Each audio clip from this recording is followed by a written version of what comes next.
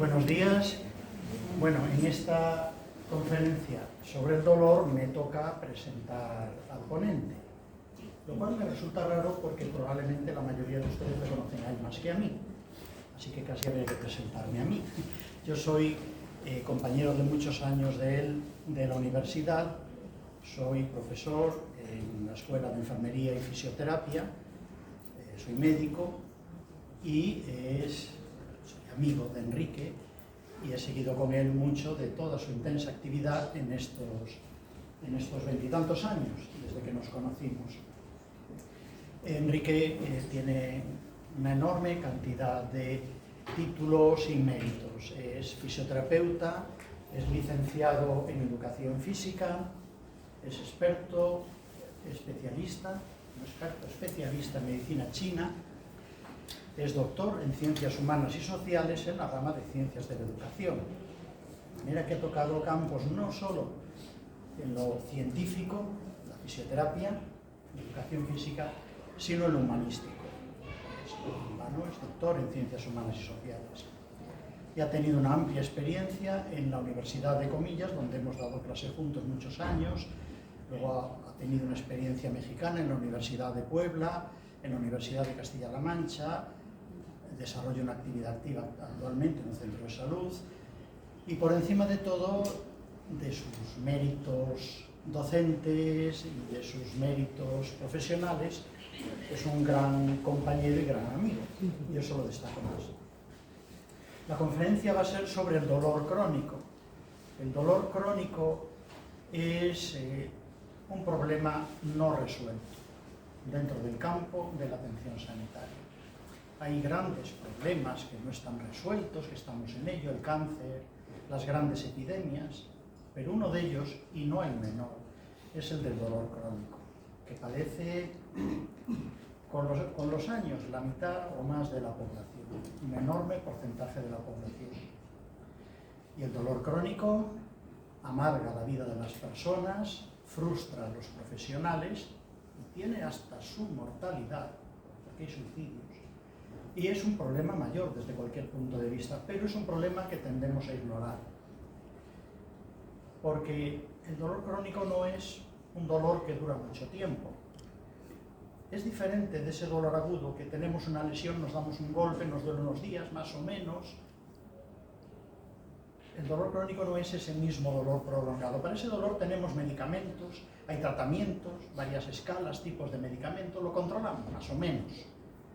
Pero el dolor agudo es algo de una naturaleza muy diferente, que afecta a la neurología, no solo a la somática, a la psicología, y que no responde, o responde pobremente a los recursos que tenemos ya preparados para el dolor agudo. Lo tratamos como si fuera un dolor agudo, y al final, con frecuencia, los tratamientos fracasan. Damos nuestros medicamentos, nuestras medidas, pero el dolor sigue. Y el dolor que amarga la vida de los que lo tienen frustra enormemente también a los que deben de entender, a los sanitarios, a los médicos, nos frustra, porque no ve resultados. El paciente vuelve una y otra vez y llega un momento en que te desesperas y en que el profesional tiende a pasar del paciente, a intentar olvidarle, a ignorarlo, porque no le genera ningún tipo de satisfacción. Así que es un dolor, además de que aún queda mucho por investigar en él, un dolor maltratado. Y de eso nos va a hablar Enrique, ya corto, que aquí yo no soy bien importante, nos va a hablar del afrontamiento activo del dolor crónico. Y lo mejor es que ya le deje y empiece.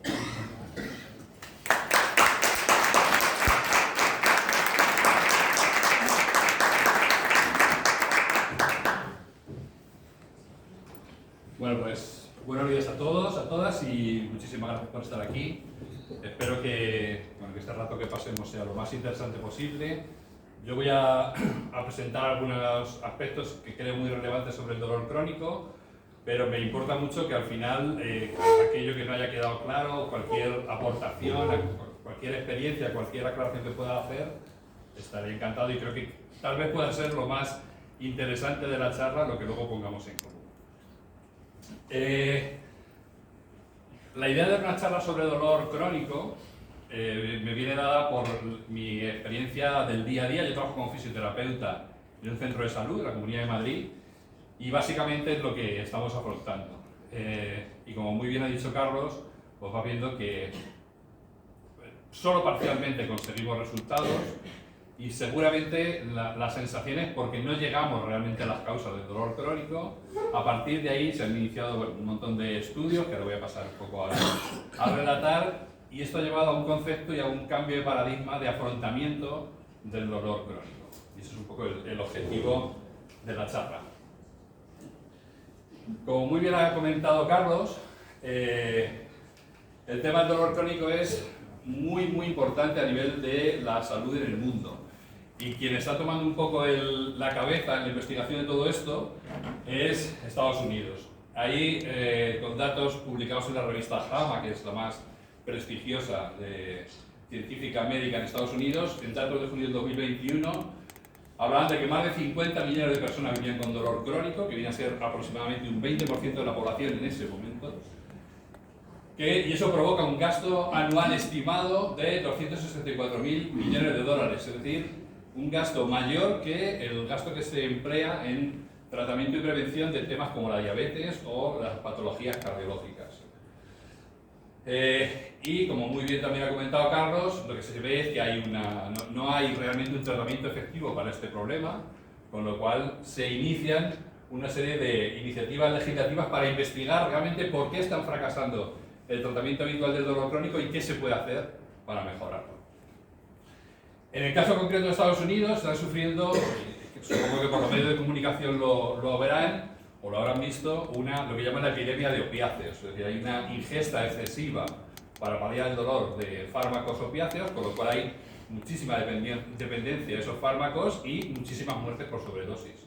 De hecho, ahí está dado el dato de que cada 8 minutos muere alguien en Estados Unidos por sobredosis de fármacos. Entonces es algo muy preocupante. Este es, digamos, el punto de partida. Vamos a definir el dolor. El dolor se cambió, ha habido una definición durante muchos años y en 2020, en la pandemia, en el verano, la Federación Internacional de la Sociedad del Dolor hablaba de que el dolor es una experiencia sensorial y emocional desagradable asociada o similar a la asociada con el daño tisular real o potencial. ¿Qué quiere decir esto? Que ya de inicio de la definición del dolor se concibe que el dolor se puede sentir con un daño potencial, es decir, un daño que no existe o que no puede ser demostrado.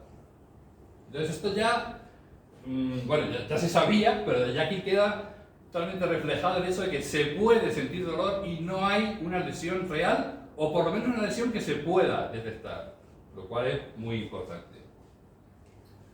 Las características más importantes del dolor son que es siempre una experiencia personal y subjetiva. Hay escalas que valoran el dolor, nos podemos aproximar a saber cuánto dolor tiene una persona. Bueno, hay maneras de intentar saberlo de manera secundaria o subjetiva, pero al final tenemos que reconocer y tenemos que asumir que el dolor es una experiencia personal. Primera característica. Y esta es la otra cosa súper importante que quiero reflejar hoy, y es que no es lo mismo el dolor, que es un fenómeno subjetivo, lo que estamos diciendo que percibe cada persona, de lo que es la nocicepción. La nocicepción sí es la transmisión fisiológica, desde que un receptor percibe la sensación de dolor hasta que llega al cerebro a través de las neuronas. Esa es la nocicepción, eso está demostrado, se conoce, pero son dos términos diferentes, ¿de acuerdo? Lo que es el dolor de lo que es la nocicepción. ¿Cuál es el problema? Que hasta ahora solo existía nocicepción. Y si no encontrábamos un tejido que emitiera una señal que pudiera ser foco que generaba dolor, pues se dudaba de que existiera dolor. Si no hay un tejido que yo detecte que le pasa algo, ¿por qué le va a doler al sujeto? Y eso es un elemento que ha dado muchísimo sufrimiento a lo largo del tiempo.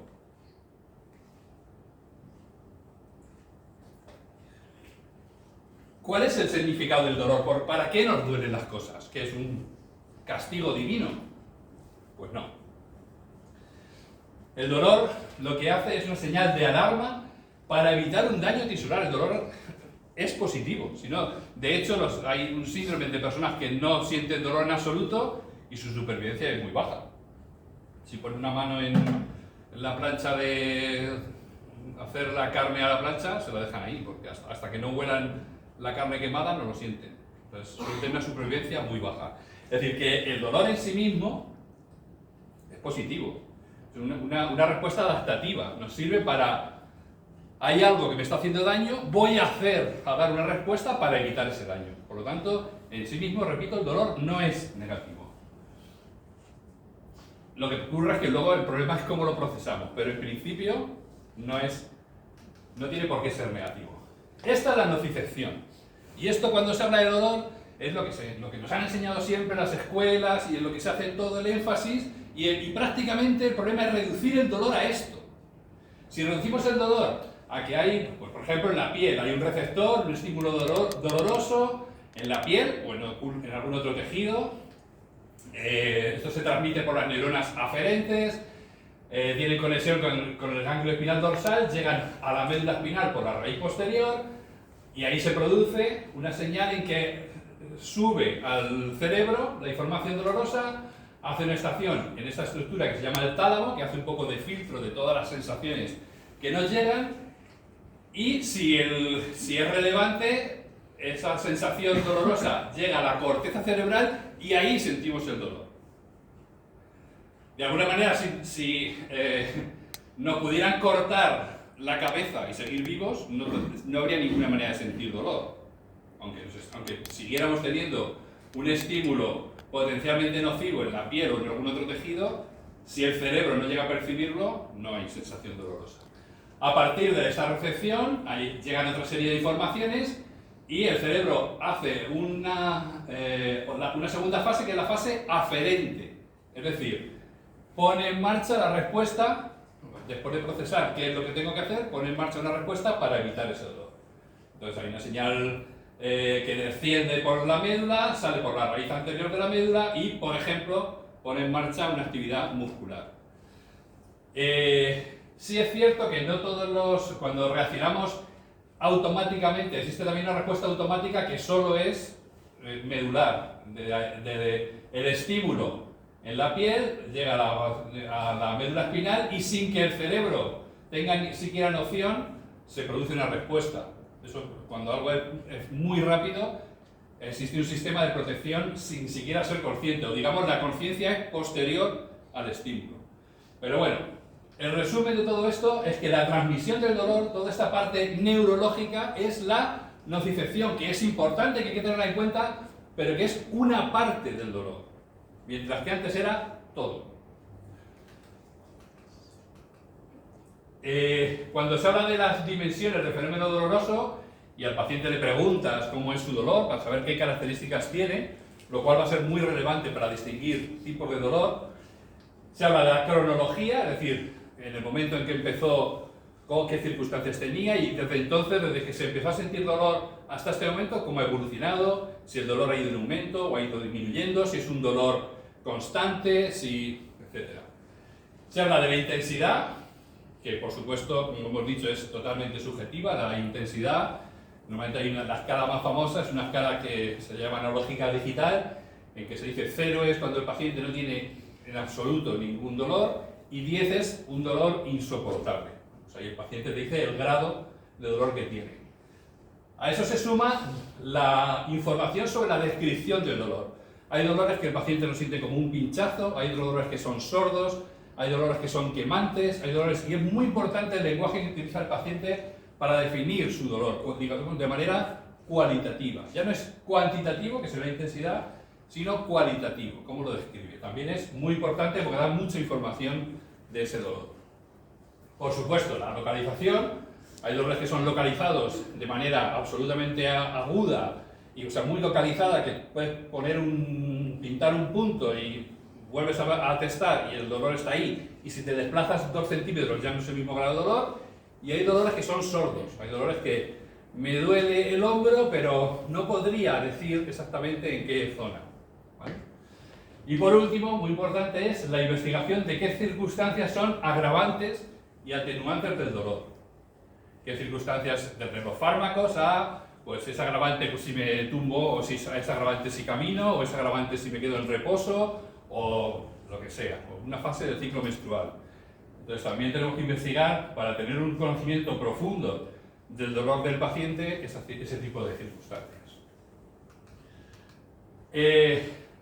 Y la otra cuestión muy importante es el tipo de dolor. Como muy bien ha explicado Carlos, una cosa es el dolor agudo, que es lo que podríamos identificar con lo que hemos visto antes de la nocicepción, de, digamos, estímulo-respuesta, y es respuesta a un daño tisular. En el momento en que el cuerpo, el sujeto, percibe o siente un daño en algún tejido, lo que ocurre es que hay una respuesta muchas veces de tipo inflamatorio, o por ejemplo, o bien postraumático o bien postoperatorio. Hay un fenómeno inflamatorio que tiene una serie de procesos que siguen o que acompañan esa inflamación, y entre ellas está el dolor, pero va asociado a una inflamación.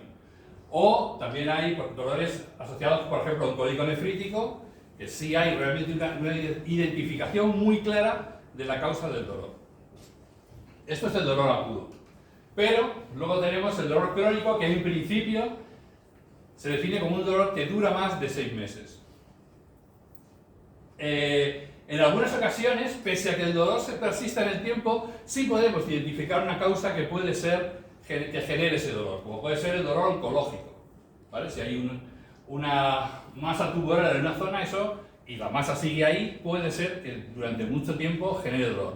Pero en la inmensa mayoría, y aquí vamos al grueso de los casos, cuando pasan 6 meses ya no hay daño tisular.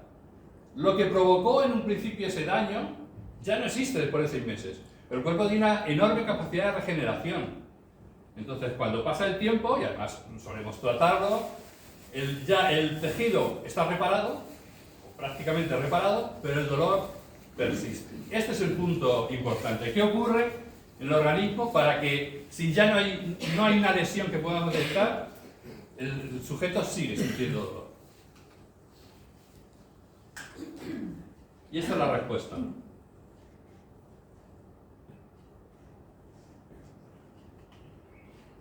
La respuesta es lo que llaman sensibilización, o también se llama dolor por procesamiento, y da origen a un tipo de dolor con este nombre tan raro, que es el dolor nociplástico. ¿Qué significa esto? Quiere decir que el dolor ocurre por un fenómeno de interpretación errónea del cerebro, es decir, el sistema de alarma falla. Cuando hemos hablado de la nocicepción, hemos visto que el estímulo doloroso llega a la corteza cerebral, ahí llegan todas las informaciones y hay una respuesta. La cuestión es, todo eso se ha originado, hemos dicho, desde el punto de vista nociceptivo, por un estímulo doloroso en un tejido. ¿Qué pasa cuando no hay un estímulo doloroso en un tejido? Que lo que puede estar fallando es el sistema de alarma, es decir, el cerebro. Y eso en sí mismo es una enfermedad.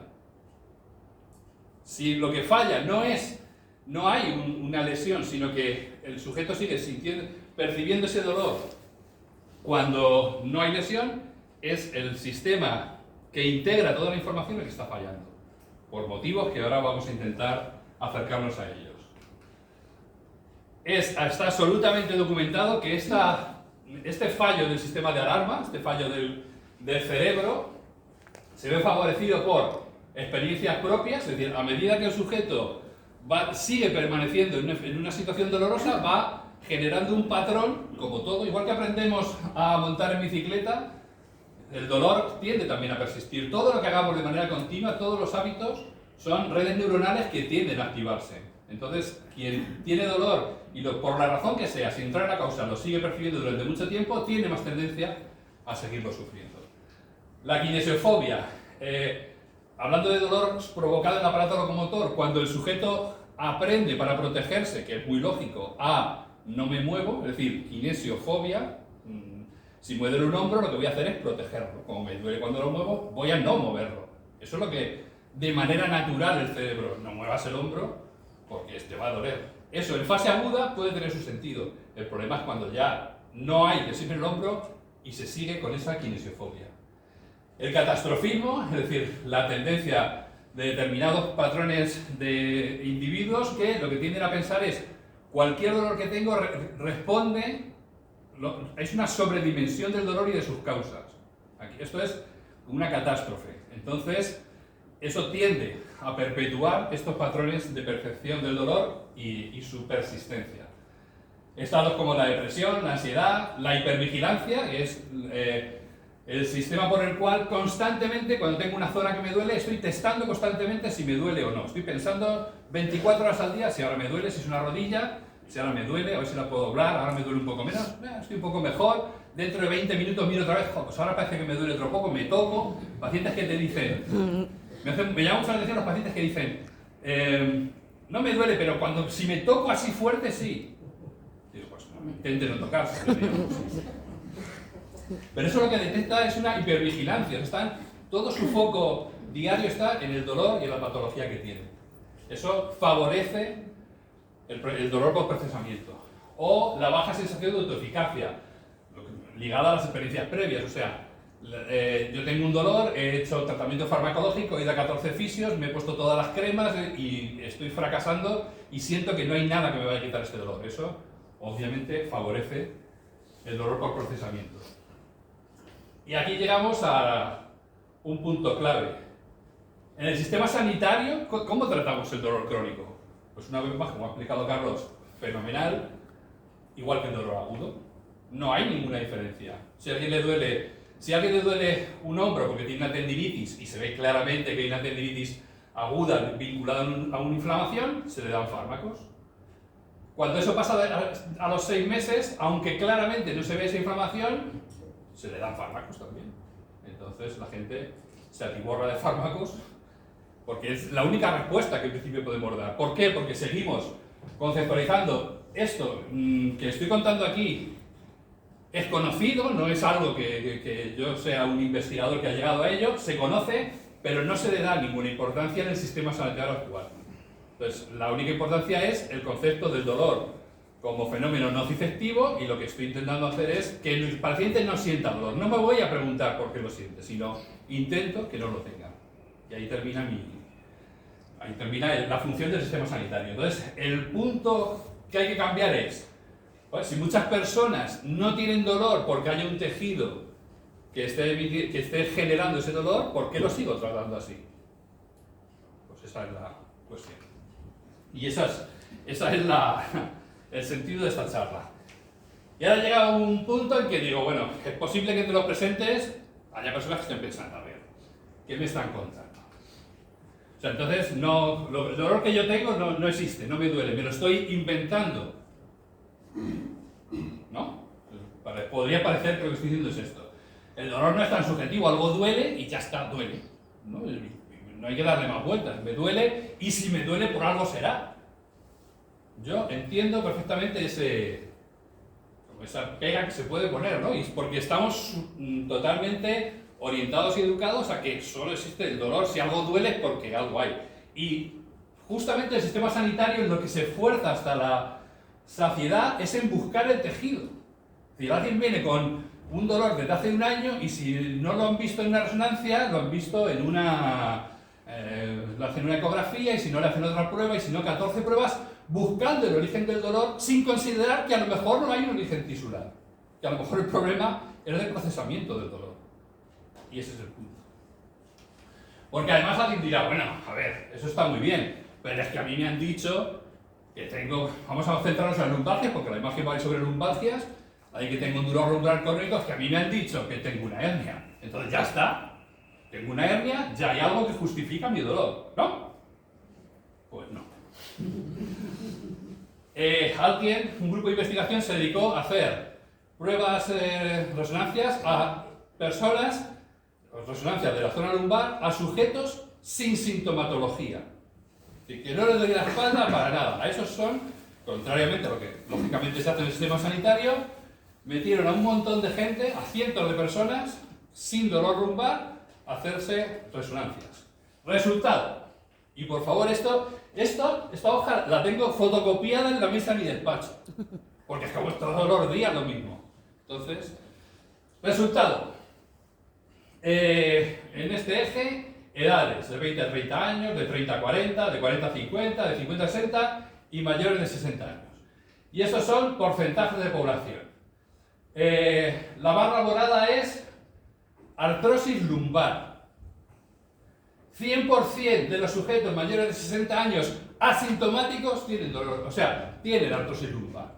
Por lo tanto, si alguien tiene más de 60 años, le duele la zona lumbar, va al médico y le dice, claro, es que tienes artrosis lumbar, ¿qué importancia tiene eso? Si a los que no les duele tiene el 100%.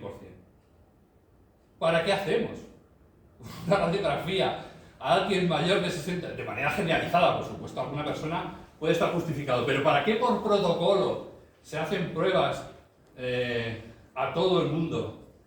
Y estamos hablando de 60 años, pero ojo, vamos al otro extremo. Las personas entre 20 y 30 años, que creo que aquí no hay nadie, el 57% tienen algún signo degenerativo en la resonancia lumbar. Por supuesto no le duele la espalda, pero... Entonces, y esto, bueno, artrosis es un poco degeneración de las articulaciones, esto no es muy gordo, pero la palabra clave que a los pacientes, y supongo que a la audiencia también le resultará potente, es problema discal, hernia, protrusión. Ya eso saltan las alarmas como tengo una hernia, o sea, eso justifica todo el dolor eternamente, ¿vale? Pues sujetos, vamos a decir, entre 40 y 49 años, sin entrar mucho en la diferencia entre una degeneración discal o una protrusión, entre un 30 y un 60% de sujetos asintomáticos entre 40 y 50 años, que no son mayores, tienen hallazgos discales en su zona lumbar. Entonces, incluso teniendo una hernia y tal, eso no quiere decir necesariamente que tenga que haber dolor. Y esto es la realidad. O sea, esto no es una opinión, esto es lo que hay. Ya está. ¿Vale? Y yo creo que esto sí es importante, y un poco el motivo de estar aquí es dar a conocer esto, porque yo creo que es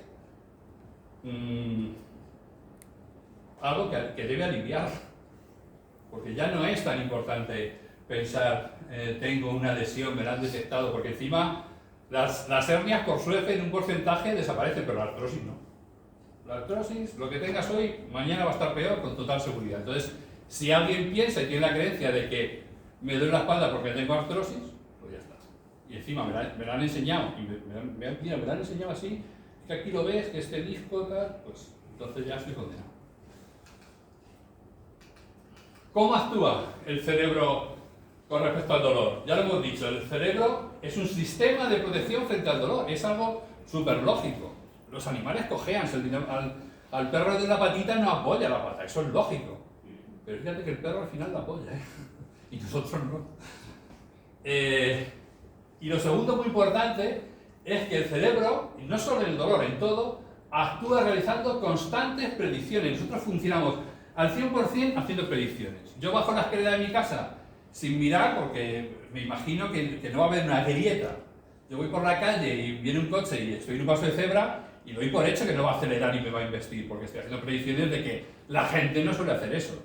Y así vivimos constantemente. El cerebro es un ahorrador de energía favoreciendo el hacer predicciones. El problema es que esta protección y estas predicciones no son conscientes. Yo no pienso, voy a mirar a ver si le pasa algo a la escalera, o voy a mirar... Lo hacemos de manera inconsciente. De alguna manera, esto lo que dice es que el cerebro es quien decide en base a toda la información que le llega qué voy a sentir. Entonces, puedo tener más protección, menos protección, en función de todo lo que le llega al cerebro, lo cual es muy, muy complejo.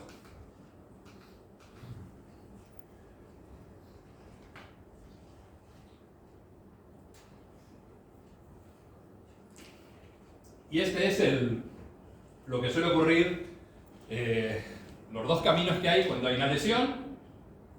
Hay una experiencia dolorosa, y esta es el dolor nociceptivo, la fase aguda, este dolor. Esto aquí lo que sí podemos demostrar muy claramente, que hay un tejido lesionado, y a partir de ahí hay dos caminos. En este camino hay catastrofismo, preocupación, el dolor me preocupa muchísimo, las consecuencias que tiene, la baja laboral, toda esa complejidad me va llevando por ese camino, empiezo a tener miedo relacionado con el dolor, empiezo a moverme menos, me empiezo a deprimir, empiezo a darle una sobredimensión a eso, inicio comportamiento de evitación, yo ya dejo esto es otra cosa que a mí me llama mucho la atención. Alguien constantemente pacientes que dicen, no sé, tengo un problema en el hombro, y dicen, no, yo dejé el gimnasio.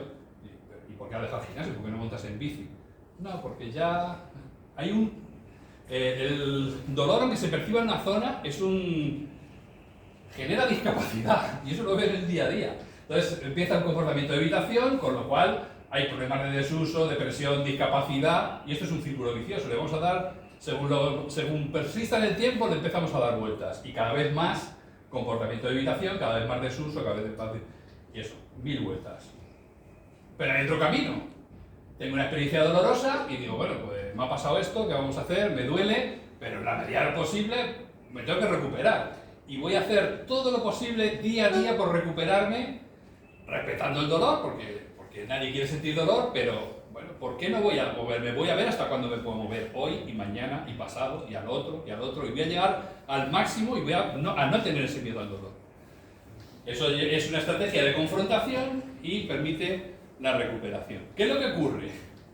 Que la misma experiencia dolorosa en unos sujetos lleva por este camino y por otros sujetos lleva a este camino. ¿Qué es lo que ocurre? Que nosotros, el sistema médico, lo que trata es de mejorar la lesión y ya está. Entonces nunca tiene en cuenta la importancia que tiene para la persistencia del dolor crónico, cómo se interpreta y cómo se vive ese dolor. Entonces, si solo nos centramos en buscar la lesión y tratarla, pues nos estamos quedando muy, muy cojos, y eso es lo que está condicionando el fracaso. Bueno, ahora tengo una serie de fenómenos, por si quedan dudas de, bueno, no sé hasta qué punto, es que esto de la mente y el dolor, igual estoy exagerando un poco, ¿no? Realmente a lo mejor, pues como todos, ¿no? Que nos gusta un tema y lo llevamos hasta el extremo, y aquí soy un hooligan de defender esto. Bueno, vamos a ver algunas cosas. Accidentes de tráfico. También está muy documentado el hecho de que el dolor cervical persistente después de un accidente de tráfico, y además muchas veces ligado a náuseas, vómitos, mareos, cefaleas crónicas, dura muchísimo más de lo que el tejido que esté... Ahí puede haber fracturas, luxaciones o esguinces cervicales, pero muchísimo tiempo después un alto número de pacientes sigue teniendo discapacidad por un accidente de tráfico.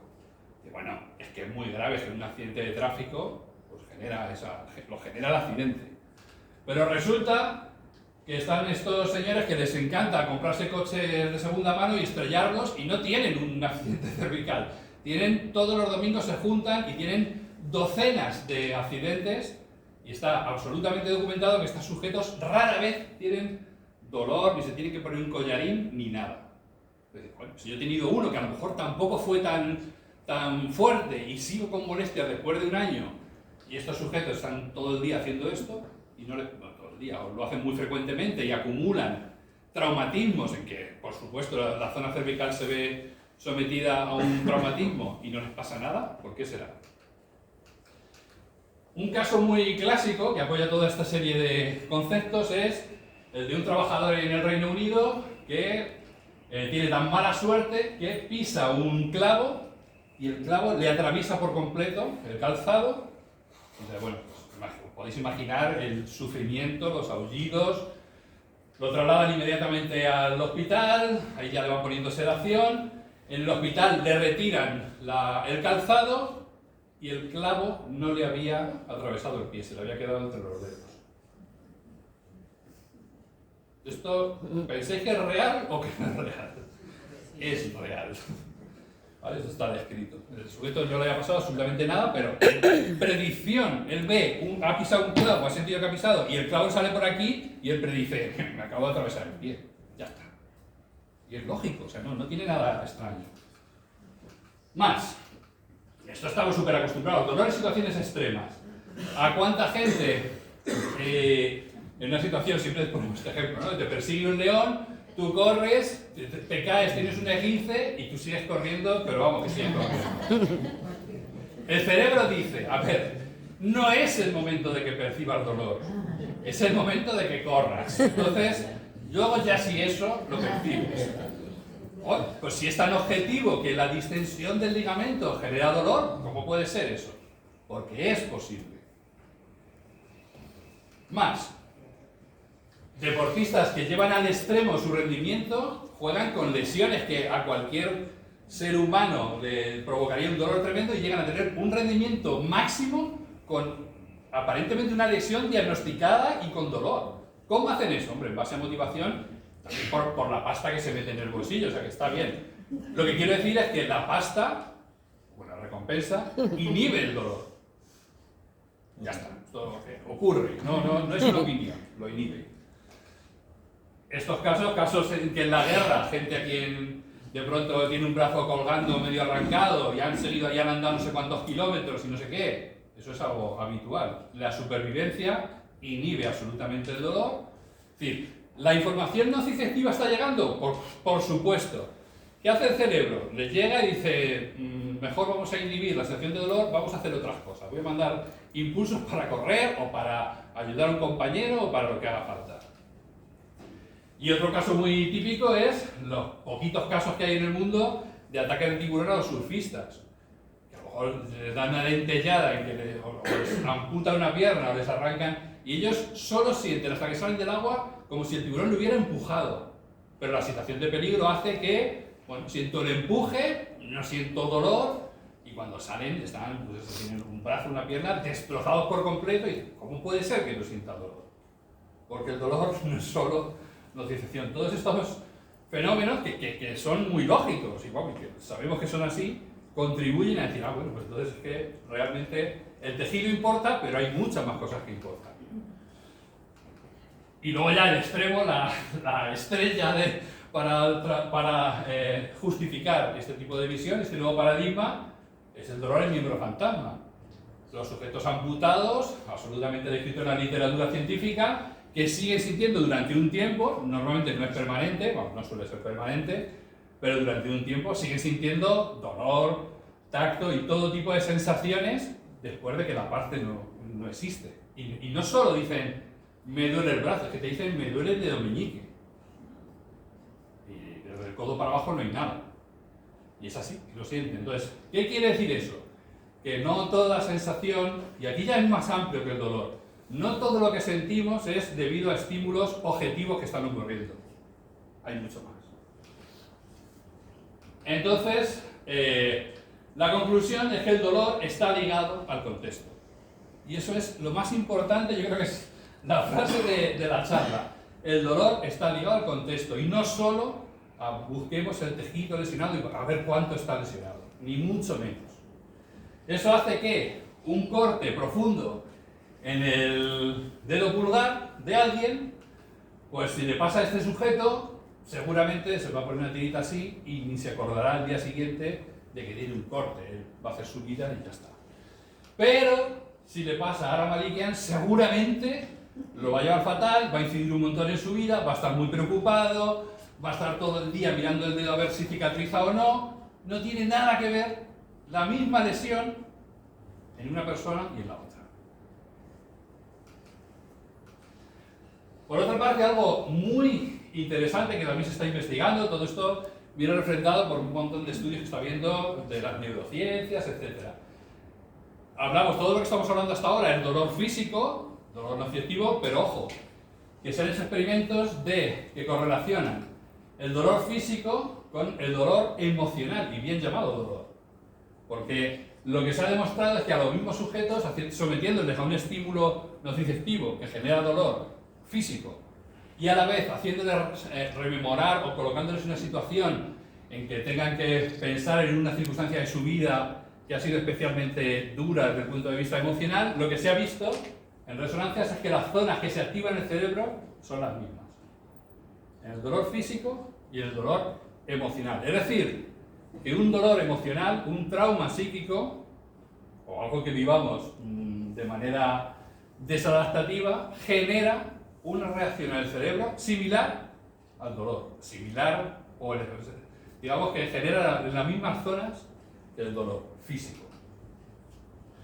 Y ahora viene la pregunta, bueno, ¿y entonces qué? ¿Lo que me duele a mí qué es? ¿Que tengo un tejido o es nociplástico?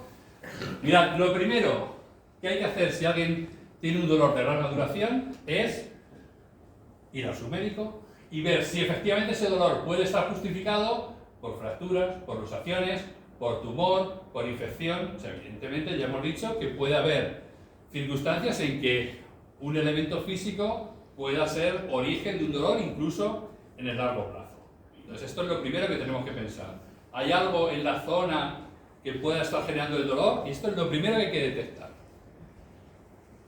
Cuando esto ya queda claro que no existe, lo cual ocurre en un alto porcentaje de ocasiones, tenemos que estudiar cómo es ese dolor. Y ahí es cuando se profundiza en los datos que hemos visto antes. Las características que tiene ese dolor dan muchas pistas sobre si es un dolor realmente asociado a un tejido o no. Repito, estamos partiendo de que esto va primero. Es decir, que ya sabemos, hemos estudiado la zona y sabemos cómo están esos tejidos. Si no hay una localización de un tejido que pueda generar ese dolor, pasamos a estudiar el dolor. ¿Y qué ocurre? Que el dolor nociceptivo, el dolor generado por todo esto, tiene características, por ejemplo, en cuanto a la localización, siempre la misma. Si alguien se hace una fractura, le duele un punto y le duele un punto y ya está. Y si te desvías 2 centímetros, duele menos. Los dolores nociplásticos son más cambiantes. La localización a veces duele un poco más allá, a veces duele un poco más acá. No es un dolor tan localizado. Por ejemplo, las circunstancias agravantes y atenuantes. Lo mismo, un dolor que unos días me duele mucho, otros días no me duele nada. Si estoy distraído no me duele nada. Si dolores súper habitual, el paciente dice, cuando estoy en exámenes tengo unos dolores de cuello, cuando me peleo con mi marido tengo unos dolores de cuello. Bueno, pues te está dando pistas de que no hay que mirar tanto el tejido, hay que mirar las circunstancias acompañantes. Quiero decir que lo que hay que hacer es, como diagnóstico, estudiar muy bien la historia clínica, repito, partiendo de que no hay localizada ninguna lesión, ¿vale? Estudiar muy bien la historia clínica, la historia del dolor y ver si esas circunstancias acompañantes pueden tener relevancia. Entonces, bueno, lo que estamos llegando es a un nuevo paradigma en que se habla de síndromes cuerpo-mente. Es decir, el dolor, pero vamos a ver más cuadros. Hay que asumir que tenemos que tomar de manera muy seria el estudio del tejido, pero tenemos que asumir que cómo genera, o sea, cómo recibe el paciente y su personalidad pueden ser muy importantes en eso.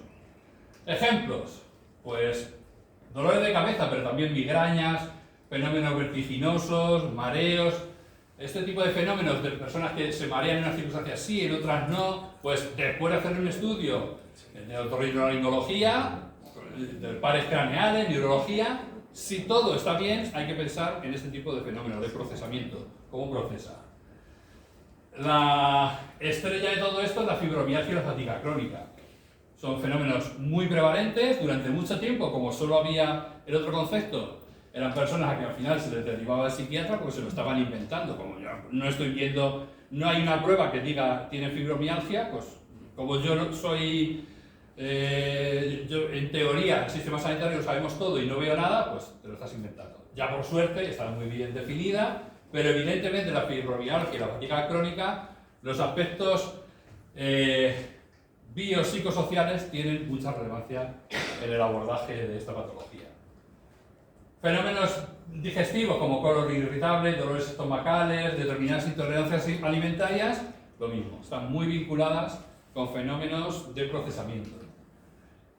El insomnio, pues exactamente igual, personas que a veces duermen muy bien, otras veces pierden la capacidad de sueño, se despiertan muchas veces por la noche, hay que estudiar muy bien desde el punto de vista médico si hay alguna razón, y si no, hay que tratar de asociarlo, o no tampoco es una cosa o la otra, sino las dos conjuntamente.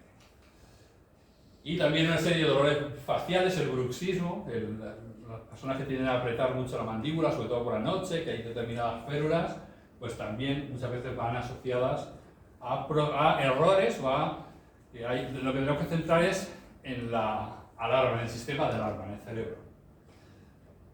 ¿Cómo tratamos el dolor en el sistema sanitario? Pues de estas maneras.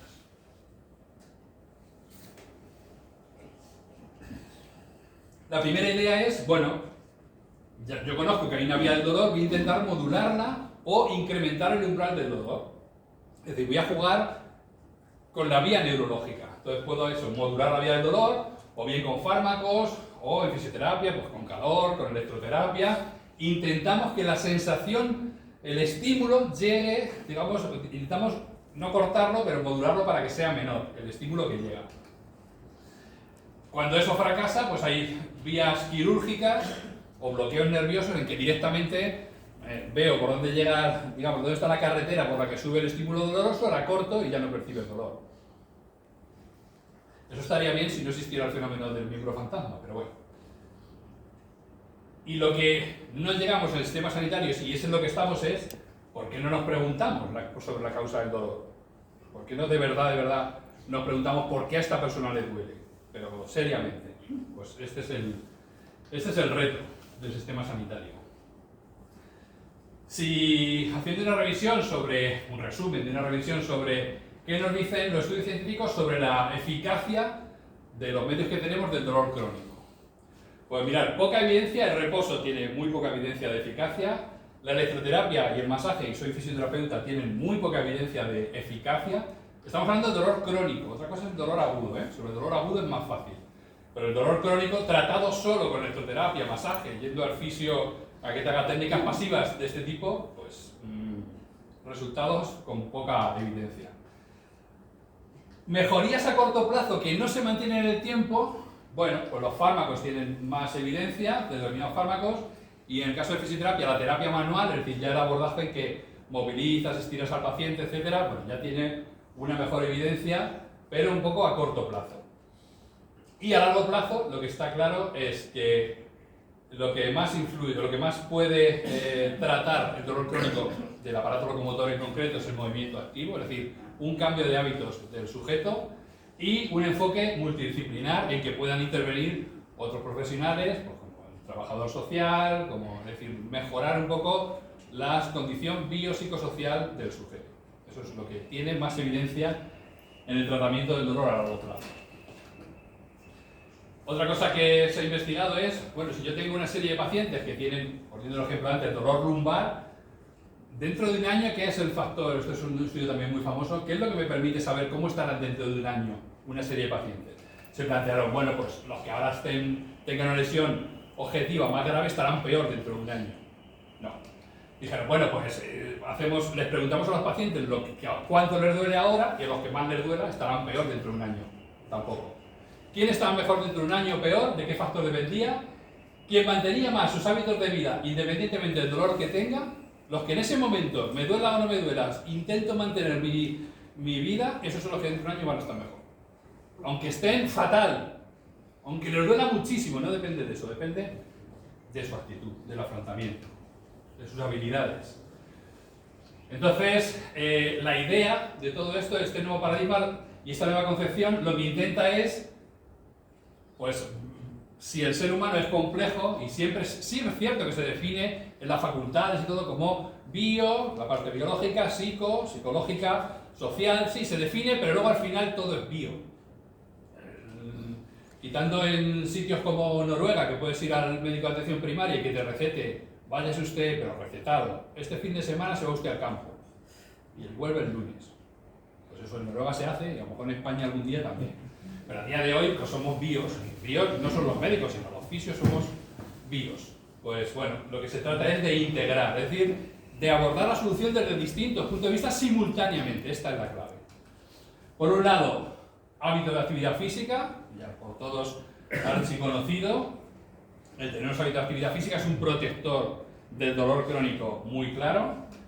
Hábitos nutricionales, unos malos hábitos nutricionales, y ya no solo referidas a una ganancia de peso, sino en cuanto al tipo de alimentación, etcétera, tiene una gran relación con el dolor. Y aquí aprovecho, supongo que ya han empezado a oír hablar de la microbiota y su importancia. Eso seguramente va a ir a más, va a tener cada vez más importancia.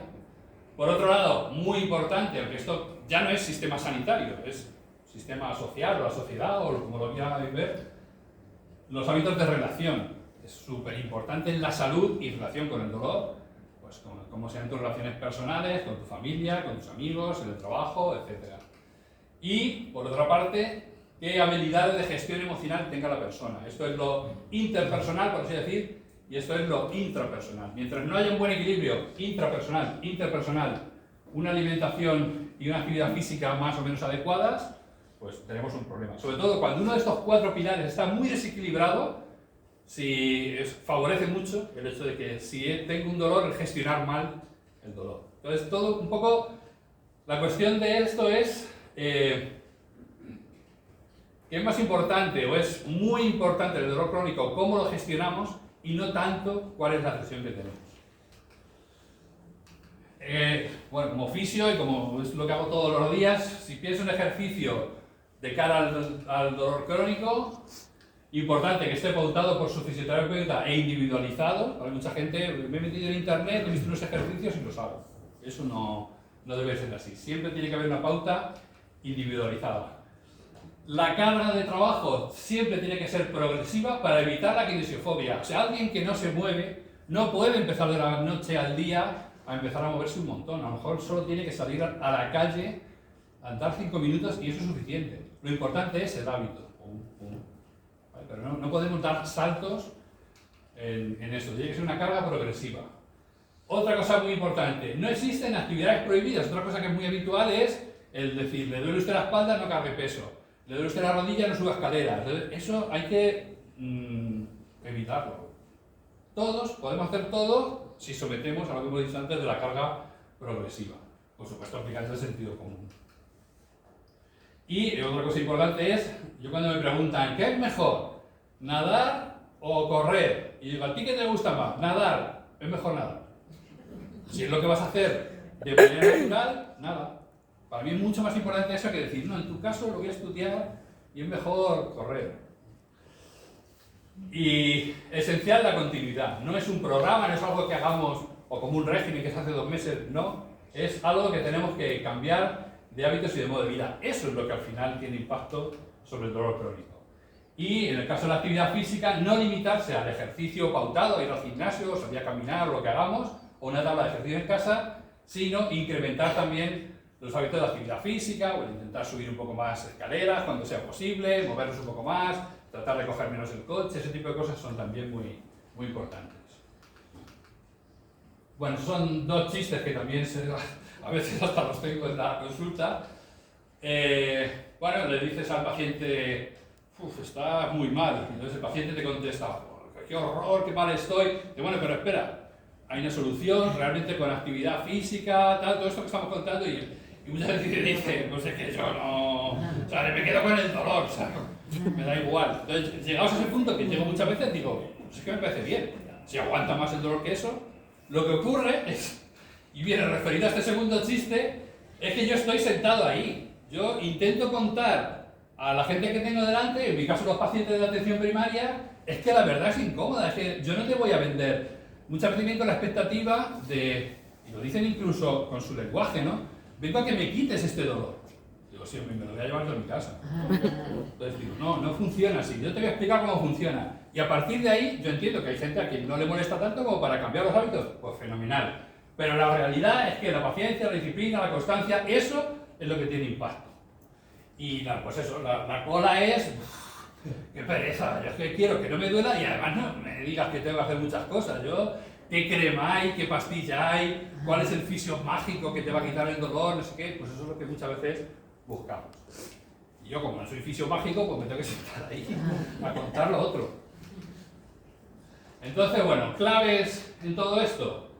Lo primero, cambiar el canal del dolor, o sea, desfocalizar un poco, vale, me duele, vale, que me preocupe mucho, ¿qué hace? ¿Que me quita el dolor? Más bien lo contrario. Bueno, pues voy a intentar desfocalizar y la vida son muchas cosas y no identificarnos con el dolor.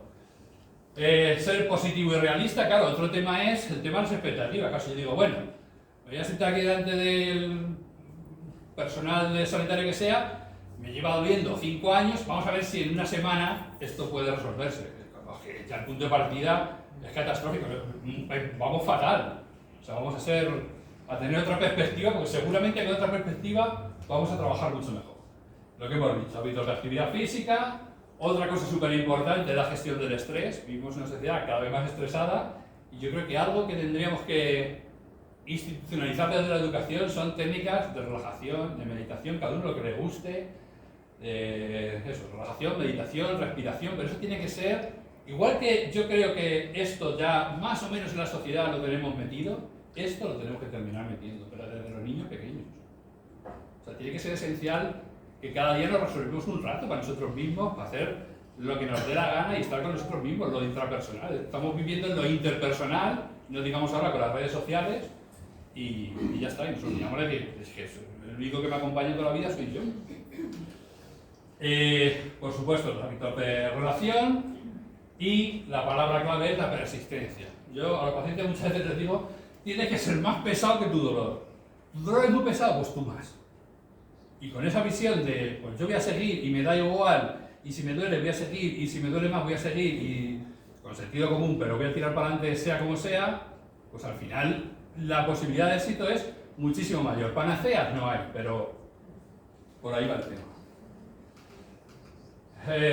A mí una frase que me gusta mucho de este médico del siglo pasado, bueno ya del otro, que dice que es más importante conocer al paciente en el que asienta la enfermedad que a la propia enfermedad. En el sistema sanitario somos expertos en conocer enfermedades. Un médico estudia hasta enfermedades que hay 4 casos en el mundo y pone nombres, y pues, genial, pero es que al final esa enfermedad forma parte de una persona y como lo vive esa persona y como procesa esa enfermedad es tan importante que saber mucho de la enfermedad y muy poquito del paciente no vale para nada. Y el problema es que el sistema sanitario lo tenemos montado así, con sus cosas positivas, que han sido muchas, pero yo creo que es el momento de darle una vuelta a todo esto porque si no nos vamos a ahogar. Bueno, por último quiero rendir homenaje y os lo dejo como bibliografía. Ese señor, Arturo Goicoechea, es un neurólogo ya jubilado del País Vasco que empezó a trabajar sobre las cefaleas. Él se da cuenta de que le venían como neurólogo cefaleas y con el tiempo y empezó a investigar ya tal, dijo, esto de las cefaleas tiene mucho que ver con todo esto y no tanto con buscar factores, porque siempre era que la cefalea es un problema vascular, que tal, y se dio cuenta de que al final, pues no. Y es un poco el que he introducido en España, aunque hay muchos investigadores por todo el mundo, y como decía, en Estados Unidos son los que más han investigado y están investigando sobre esto, pero bueno, este señor es el que... Y su lema es no pain, no pain. Simplemente, esta gente se dedica a dar charlas a gente con dolor crónico y tienen ya estudiado y documentado que solo con charlas mejoran los pacientes. Mejoran quiere decir que si tomaban X cantidad de fármacos, toman menos. Y eso es mejorar. No quiere decir que los pacientes salgan por la puerta y estén curados. Pero solo el entender esto, ya solo entenderlo, y es un poco el motivo de esta charla, y quiero extender esto todo lo que pueda en mi trabajo y fuera del trabajo, es que yo creo que es un factor que alivia.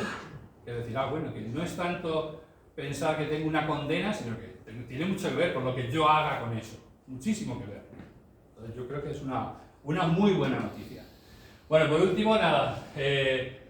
Yo escribí un texto sobre fisioterapia, todo esto de la integración y de decir, joder, yo lo que me he dado cuenta con el tiempo es que tener solamente un foco para intentar tratar a un paciente es muy pobre. Entonces yo intento abordar desde distintos puntos de vista, en la medida de lo posible. En mi caso, desde la fisioterapia, y bueno, pues tengo un texto escrito de fisioterapia energética integrativa, y si les interesa saber más o quieren contactar conmigo, en las redes tengo un canal de YouTube o por Facebook o Instagram, como fisioterapia energética integrativa, me encuentran. Y como les decía al principio, esta es la parte en que les cedo la palabra para que den opiniones, para críticas. Espero que no hayan traído tomates y nada de eso, pero estoy abierto a cualquier tipo de comentario, lo que quieran comentar, es su turno.